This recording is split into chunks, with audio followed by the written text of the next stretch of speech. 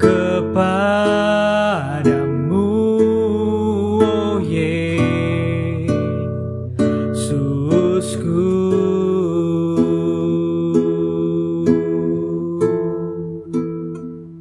Engkau ku sembah, Kau yang terindah, pulihkanku dengan darah-Mu. Engkau ku sembah, Bapa mulia, seumur hidupku ku mau menyembah-Mu.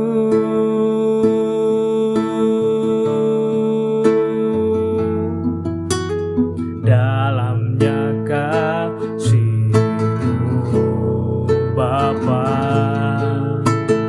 terlebih dari segalanya,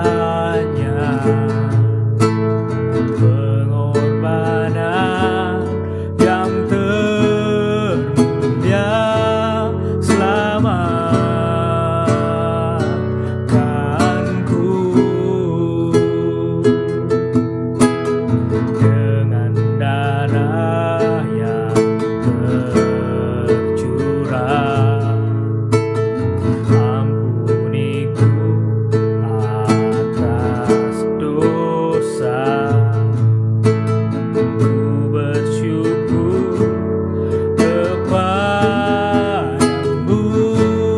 oh Yesusku.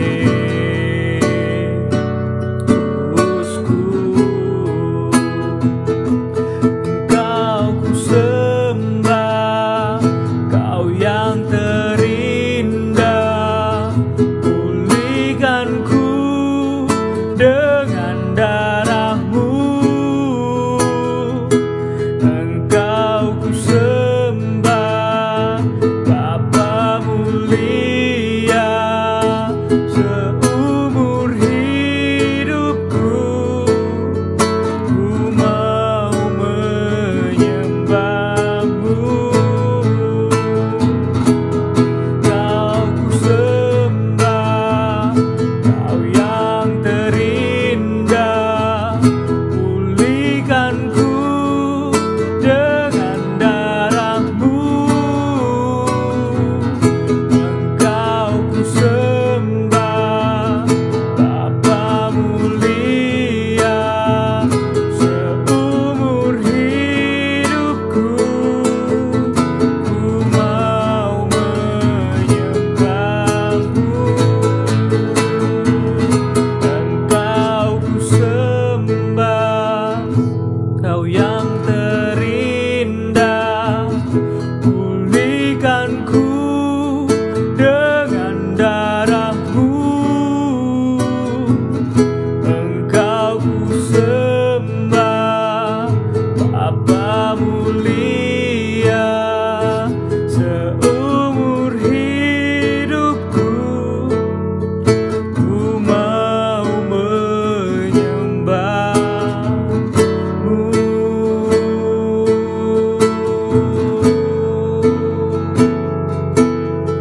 Ku mau sembah-Mu Yesus.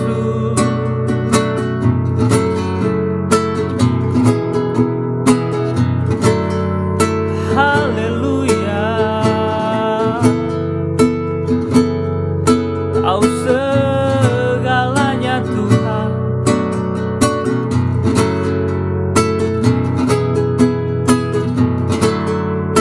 Kami sembah, kami tinggikan hanya Kau Yesus Raja.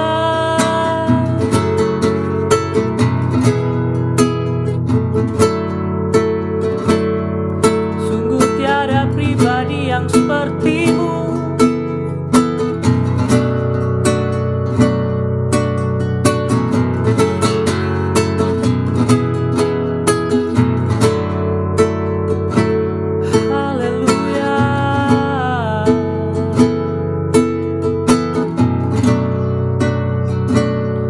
Yesus Kau dahsyat, Yesus Kau hebat.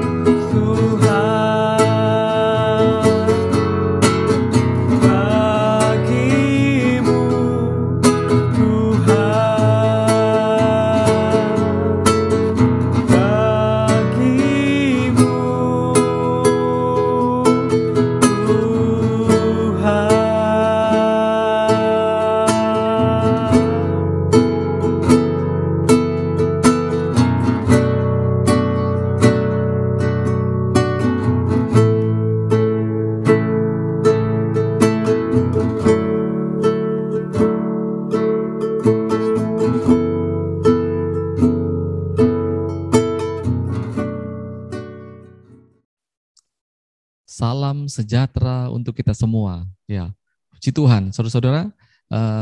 Saya mengucapkan terima kasih kepada keluarga besar GB Rock Malaysia, terutama Pastor Edward Ratulangi yang boleh mempercayakan saya melayani saudara lewat pembelajaran dan perenungan firman Tuhan. Saudara-saudara, ada pepatah mengatakan bahwa tidak kenal maka tidak sayang. Izinkan saya memperkenalkan diri secara singkat. Nama saya Pastor Yehezkiel Lumampau. Ya, saya sudah berkeluarga, sudah memiliki 1 istri dan 2 orang putri. Nah, saudara-saudara, saya kenal gembala saudara beberapa tahun yang lalu.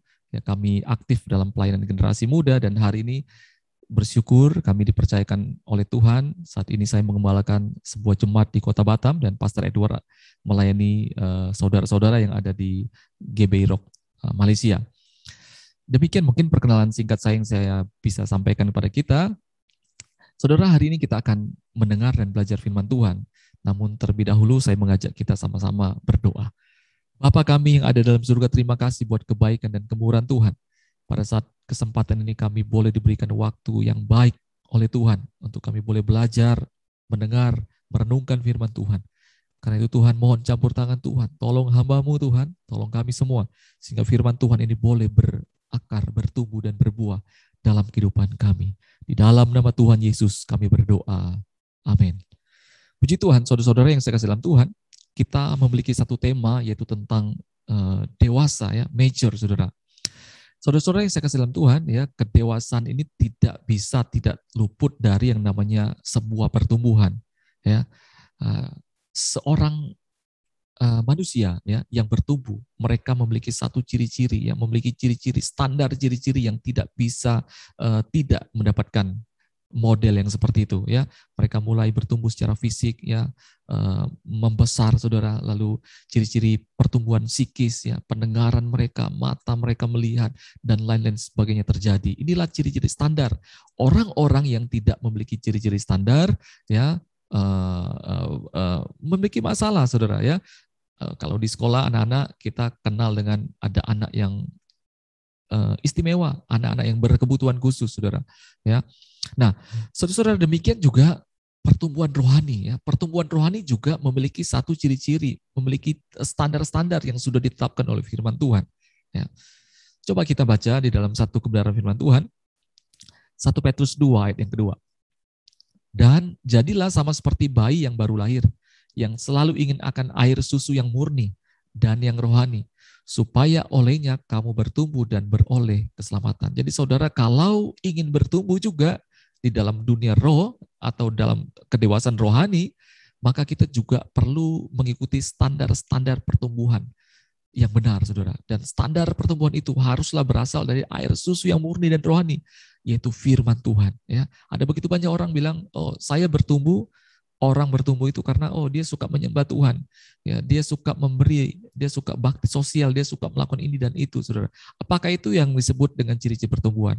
Tentu, saudara, kita harus melihat ciri-ciri pertumbuhan itu dari, ya, standarnya, yaitu firman Tuhan itu sendiri, saudara. Nah, saudara, saya akan bagikan beberapa hal. Yang pertama, saudara, waktu Musa membangun bait suci, saudara, ya, Tuhan perintahkan bangun itu dengan seksama, tidak boleh salah, harus mengikuti pola aturan yang sudah aku berikan. Lalu Musa mulai mengerjakan membangunnya, memilih orang-orang yang tepat, mengevaluasi, dan memastikan semua itu sesuai dengan pola bangunan yang sudah ditentukan Allah. Dan Rasul Paulus, saudara, dalam 1 Korintus 3 ayat 9-11 mengatakan, gereja Tuhan kita adalah baitnya Tuhan.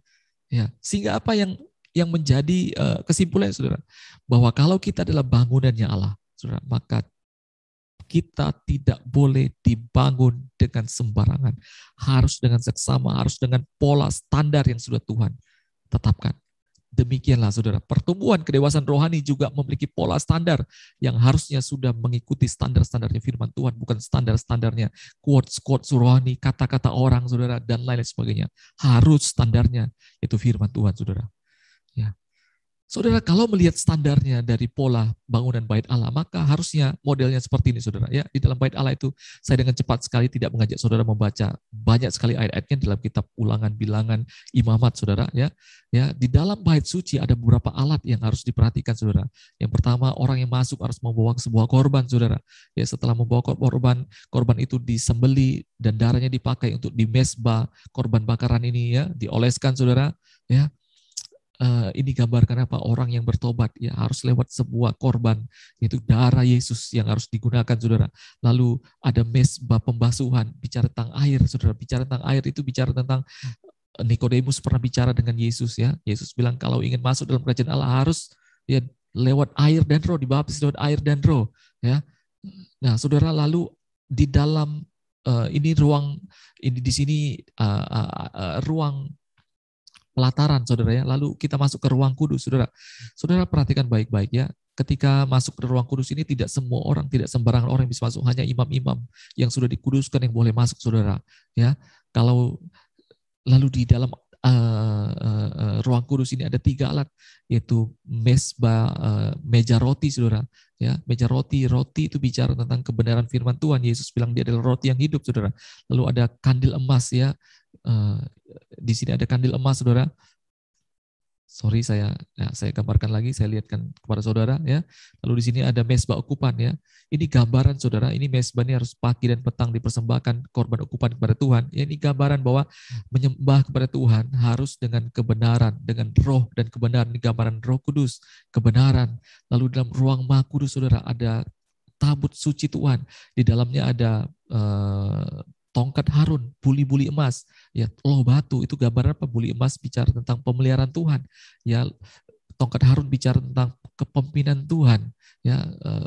Loh batu bicara firman Tuhan. Jadi ini bicara tentang bagaimana orang yang mengerti kepemimpinan pemeliharaan Tuhan, firman Tuhan, saudara. Jadi ini juga gambaran tentang kedewasaan rohani, ya.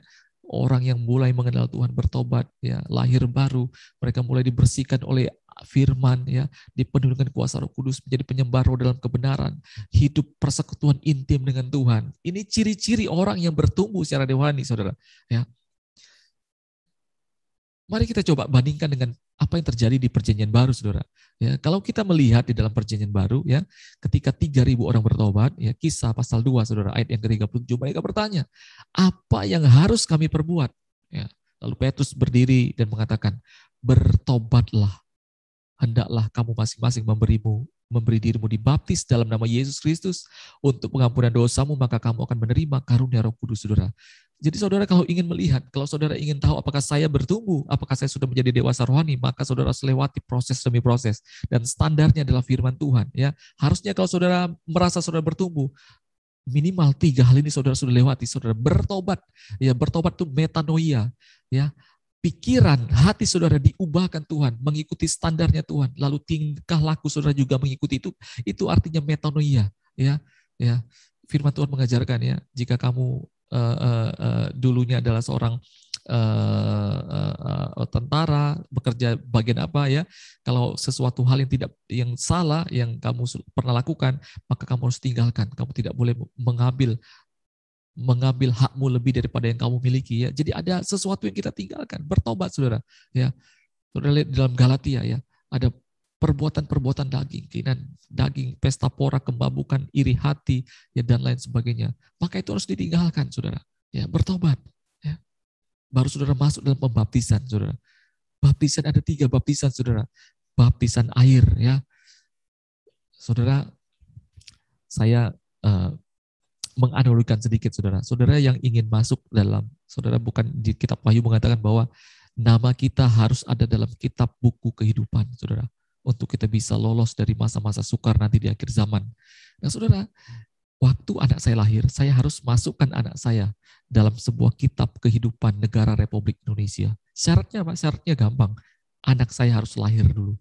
Demikian juga saudara, ya, saudara yang ingin masuk dalam kitab buku kehidupan kerajaan surga, saudara harus lahir dulu, saudara. Ya, bukan lahir dari seorang ibu, mohon maaf, ya, bukan lahir dari seorang manusia, saudara, tapi saudara harus lahir dalam kerajaan Allah. Bagaimana caranya? Ya, Yesus mengajarkan engkau harus lahir dari air dan roh, baptisan air. lalu ada dibaptis oleh Roh Kudus. Ciri-ciri orang yang dibaptis Roh Kudus, mereka akan punya bahasa roh yang karismatik. Pentakosta ini sangat kental sekali. Kita didorong untuk bisa berbahasa roh, saudara. Lalu saudara ada manifestasi yang lain seperti bisa bernubuat, ya, penglihatan mimpi dan lain sebagainya. Saudara baca saja dalam Kisah Para Rasul pasal 2, saudara. Ya. Lalu saudara jangan lupa ya, ketika dibaptis juga terakhir adalah baptisan api. Ini bicara tentang penderitaan ikut Yesus ada pikul salib. Ini ciri-ciri saudara orang yang bertumbuh dewasa secara rohani. Lalu saudara akan diperlengkapi dengan karunia Roh Kudus, ya, memperlengkapi saudara dalam pelayanan-pelayanan saudara. Saya tidak tahu apakah hal-hal ini saudara sudah lewati. Ya, ini adalah ciri-ciri orang yang bertumbuh, yang menuju kedewasaan rohani, saudara. Satu ketika saudara di gereja kami ada program pemuritan, ya, baik jiwa-jiwa yang baru kenal Tuhan ataupun mereka yang baru pindah ke gereja kami, mereka lewati namanya growing class, saudara. Ya, ada satu jiwa yang saya layani, ya, 1-2 bulan setelah kami melayani pemuritan, ya, dia minta dibaptis. Dia dari keluarga yang non-Kristen, saudara, sehingga waktu dibaptis, saudara, dia harus mengambil satu keputusan yang sangat-sangat sulit sekali, ya, karena keluarganya semuanya bertengkar, memusuhi dia, saudara. Sekitar beberapa bulan setelah baptis, saudara, baru pulih, saudara. Ya, tetapi ada beberapa jiwa-jiwa yang lain yang sampai hari ini pun, ya, masih ikut ibadah dan lain sebagainya, tapi mereka belum melewati proses pembaptisan. Alasannya ya karena mungkin saya masih di bawah orang tua, saya takut dengan ini, saya belum berani begini, saya begini, saudara. Saudara dengarkan baik-baik, ya. Kalau saudara ingin bertumbuh dewasa, ya, ada standar firman Tuhan yang harus saudara lewati, saudara. Ya. Satu ketika, ya, Lukas 9, 57-62. Ya, ketika Yesus dan murid-muridnya melanjutkan perjalanan mereka, berkatalah seorang di tengah jalan kepada Yesus, "Aku akan mengikut engkau kemana saja engkau pergi." Perhatikan jawaban Yesus, saudara. Yesus berkata kepadanya, "Serigala mempunyai liang dan burung mempunyai sarang, tetapi anak manusia tidak mempunyai tempat untuk meletakkan kepalanya." Ini syarat pertama, saudara. Ya, liang dan sarang itu bicara tempat kenyamanan, ya, tempat tinggal kenyamanan, saudara. Kalau ingin ikut Yesus, tidak ada lagi tempat-tempat kenyamanan, keindahan-keindahan. Ya, semuanya harus, bukan berarti kita tidak bisa menikmati kehidupan, tidak, saudara. Tapi jika ada hal-hal yang bertentangan dengan firman Tuhan, saudara, maka itu bukan menjadi bagian kita lagi. Ya, lalu Yesus kembali, saudara. Ya, ada yang berkata, "Ikutlah aku." Tapi orang itu berkata, "Izinkanlah aku pergi dahulu menguburkan Bapakku." Ya, ini alasan kedua, izinkan saya menguburkan Bapakku. Ini adalah alasan tradisi budaya yang harus mereka lakukan pada zaman itu, saudara. Ya, tapi Yesus berkata, perhatikan, "Biarlah orang mati, menguburkan orang mati, tapi engkau pergilah dan beritakanlah kerajaan Allah di mana-mana." Ya. Dan yang terakhir, saudara perhatikan, ya, "Aku akan mengikut engkau Tuhan, tetapi izinkan aku pamitan dahulu dengan keluargaku." Saudara, keluarga itu adalah hal yang terpenting dalam kehidupan manusia, saudara. Ya.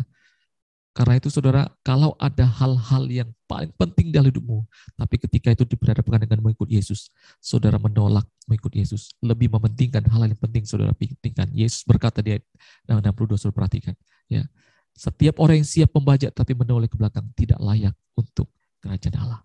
Ya. Saudara-saudara yang saya kasih dalam Tuhan, apakah Anda sudah dewasa secara rohani? Ya. Standar ukurannya tidak bisa, ya, melalui quote-quote, ya, kata-kata orang, kata-kata pendeta dan lain sebagainya. Saudara harus melihat standarnya firman Tuhan. Saya ingin bagikan yang terakhir, saudara. Ya, kalau tadi pertumbuhan level pertama, saudara, bertobat, ya, dibaptis, karunia Roh Kudus, maka seharusnya, saudara, seperti pengalaman gereja mula-mula, saudara, ya, mereka bertumbuh, jemaat awal-awal, saudara, mereka bertumbuh dalam pengajaran Rasul-Rasul, bersekutu, membagikan apa yang mereka miliki bersama-sama, menikmati kasih persaudaraan. Saya ingin kasih satu ayat yang terakhir untuk kita, Mazmur 92 ayat 13 dan 14. "Orang benar akan bertunas seperti pohon korma, akan tumbuh subur seperti pohon aras di Libanon. Mereka yang ditanam di bait Tuhan akan bertunas di pelataran Allah kita. Pada masa tua pun mereka masih berbuah, menjadi gemuk dan segar." Ini yang terakhir yang saya ingin bagikan, saudara. Saudara, ya, gereja mula-mula mereka bertumbuh dalam persekutuan, bertumbuh dalam satu persekutuan, saudara, ditanam. Saudara, ya, ayat ini berkata, saudara, orang benar akan bertunas seperti pohon korma. Jadi, saudara, cara kita tertanam, bertunas itu harusnya seperti pohon korma. Pohon korma adalah pohon yang ditanam di padang gurun, saudara. Yang waktu ditanam membutuhkan waktu sekitar 1-2 tahun, saudara. Lama sekali untuk dia bisa bertumbuh keluar, saudara. Muncul ke permukaan. Kenapa?